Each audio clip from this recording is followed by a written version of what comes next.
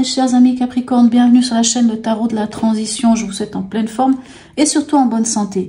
Nous allons effectuer le tirage de la semaine qui va du 11 au 17 septembre. Je vous rappelle que mes tirages sont des tirages généraux. Ils peuvent ne pas correspondre en tout point à la situation que vous vivez actuellement. Donc s'il vous plaît mes amis Capricorne, ne prenez que ce qui résonne et qui fait sens pour vous et laissez le reste à côté. Allez, on va aller voir cette semaine quel est l'oracle du peuple animal qui vous suit et quel est son message. Qu'avons-nous pour vous? Le gecko, magnifique. Oh là là, j'ai eu l'occasion d'en croiser plus d'un lorsque mes parents vivaient à Madagascar.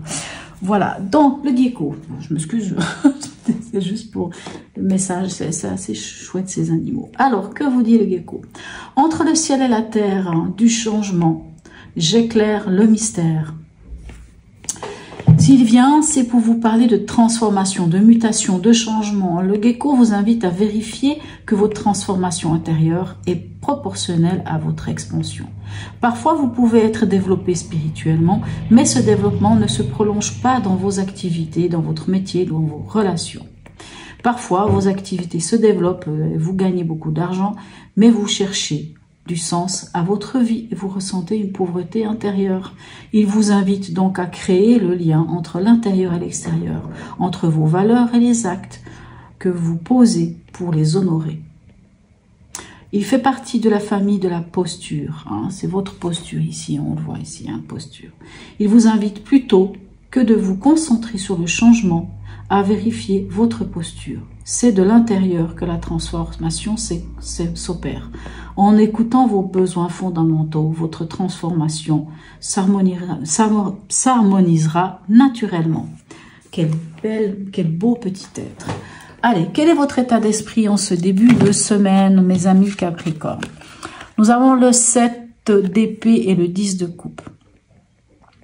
Alors, soit vous faites des choses en captivité, c'est-à-dire que vous vous cachez des choses, peut-être d'ailleurs en rapport avec la famille ici, avec le 10 de coupe. Peut-être que vous faites des choses en catimini, peut-être que vous préparez une fête, tout simplement. Pour certains, ça pourrait être ça. Pour d'autres, c'est vrai que le 7 d'épée, c'est aussi découvrir qu'on vous a fait quelque chose. Mais pour moi, c'est plus l'idée de pour vivre heureux, vivons cachés. Ce 7 d'épée avec ce 10 de coupe. Puisque le 10 de coupe, c'est quand même le bonheur, c'est la famille, c'est être bien. Alors, je ne pense pas tellement que ce 7 d'épée serait plutôt une idée de trahison, de quelqu'un qui vous aurait fait quelque chose et que ça vous mettrait à mal votre vie de famille. Moi, je pense plutôt que c'est vous qui faites peut-être certaines choses, ou peut-être c'est quelqu'un d'autre qui vous cache quelque chose, mais c'est vraiment plutôt dans l'idée du bonheur pour moi. Je pense plutôt que c'est ça. Votre défi de la semaine. On a le 6 de coupe et on a le 3 d'épée. Alors votre défi de la semaine, ça va être de guérir une ancienne blessure, vraiment, ou peut-être même une blessure de l'enfance. Parce qu'on a un 3 d'épée, c'est la blessure. Ça peut être, en effet, ça peut être la trahison, quelque chose qui vous... mais c'est une blessure. C'est vraiment la blessure, les blessures. Toutes ces choses qui se rappellent à vous et qui font que les épées, donc le mental, vient surréagir, vient rouvrir des blessures. Et c'est une blessure qui peut avoir un rapport avec votre enfant intérieur ou avec... une idée de la nostalgie du passé. C'était mieux avant, on repense à un ancien amour, à un ancien bonheur ou je ne sais quoi. Et le défi, ça va être de guérir. Au niveau émotionnel, relationnel et ou sentimental, qu'est-ce qu'on a pour vous? Les amoureux et les amoureux. Bon, vous avez 2 fois la carte des amoureux. Elle est mal nommée. C'est pas parce que vous avez les amoureux que vous allez avoir une belle histoire d'amour. Puisque cette carte, comme je vous dis, elle est très très mal nommée. Je ne sais pas pourquoi d'ailleurs ils l'ont nommée ainsi. Parce que souvent dans les cartes des amoureux traditionnelles d'un jeu de tarot, on voit un homme entouré de 2 femmes. C'est-à-dire qu'il a le choix entre ces 2 femmes. Une femme qui est droite, voilà, sage, et une autre femme qui est peut-être un peu plus libertine, ainsi de suite. Ici, une histoire du choix.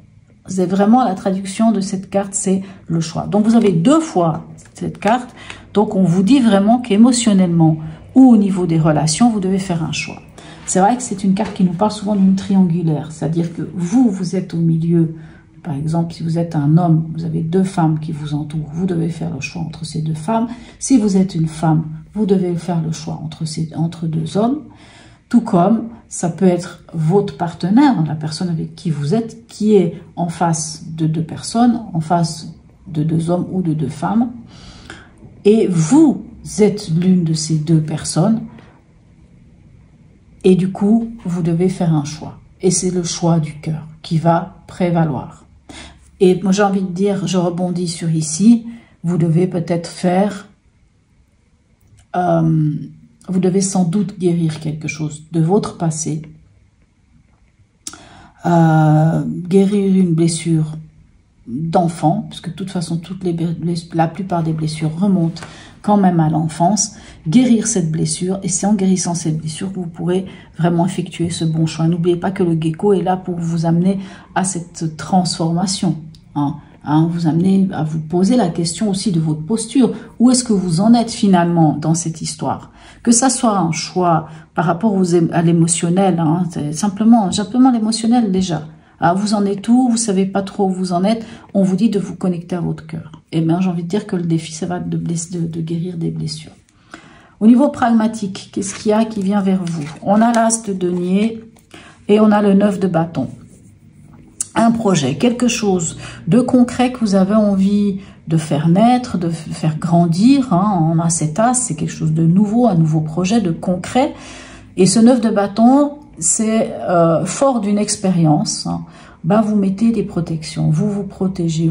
C'est comme si ce nouveau projet ou cette nouvelle chose qui vous tient, qui est là, qui est vraiment quelque chose de concret, vous mettiez ce qu'il faut, vous balisiez quelque part le terrain, vous protégez ce projet pour vraiment le faire grandir de la manière que vous le souhaitez.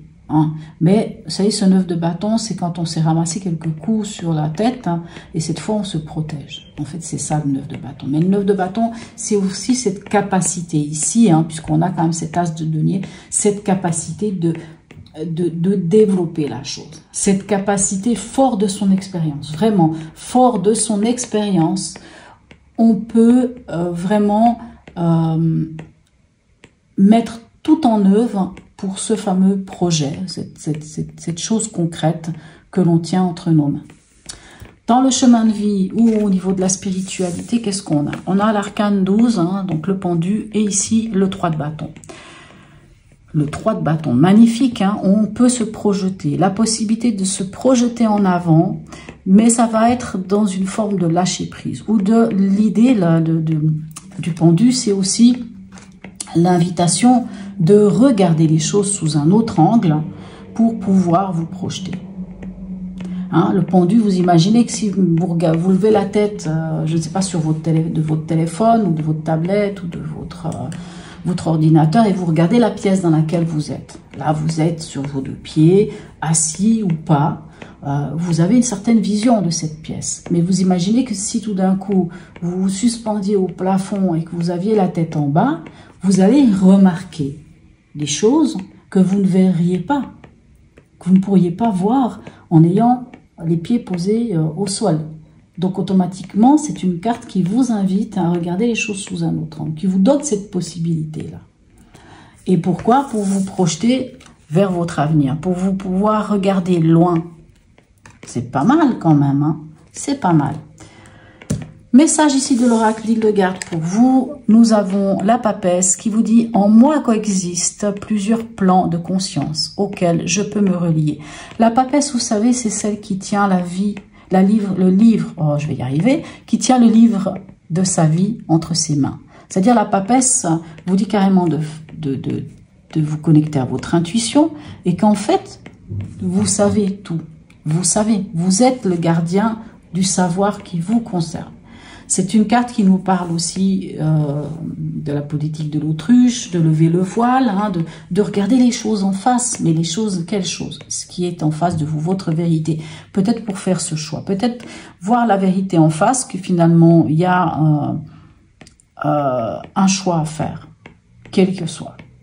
Et ce choix, vraiment avec votre défi ici, connectez-vous à votre enfant intérieur, guérissez l'ancienne blessure. Le message de l'oracle de Noé, eh bien la guérison. Je vous disais, guérissez, guérison.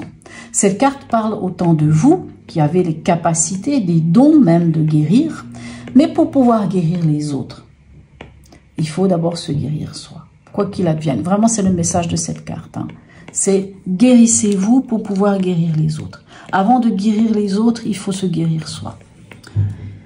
La semaine passée, vous aviez à la fin de la semaine, mes chers amis Capricorne, vous aviez le chakra racine, si vous vous souvenez. Donc, chakra racine, vous demandez de vous ancrer. On l'a ici, hein, l'ancrage, il est là avec l'as de denier.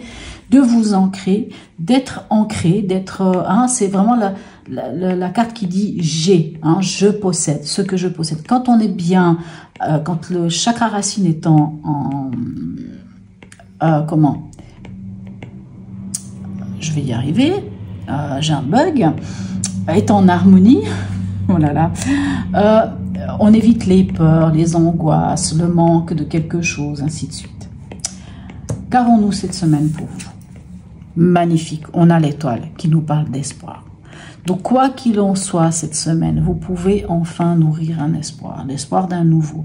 Être guidé aussi, hein, parce que la carte de l'étoile, c'est la guidance. Hein. C'est être guidé par la bonne étoile. C'est une carte, quoi qu'il en soit. Quand on l'a dans son tirage, on nous parle que les choses sont facilitées grâce au gecko qui vous demande de regarder quelle est votre posture par rapport à une éventuelle transformation, d'avancer vers quelque chose de différent. Mais j'ai envie vraiment de vous rappeler, vous devez guérir quelque chose. Voilà mes chers amis Capricorne. En tout cas, n'hésitez pas à me laisser un commentaire, un emoji, c'est toujours très sympathique. Likez, partagez, abonnez-vous si ce n'est déjà fait. Voilà mes chers amis Capricorne. Sur ce, je vous souhaite une très belle semaine et je vous dis à tout bientôt.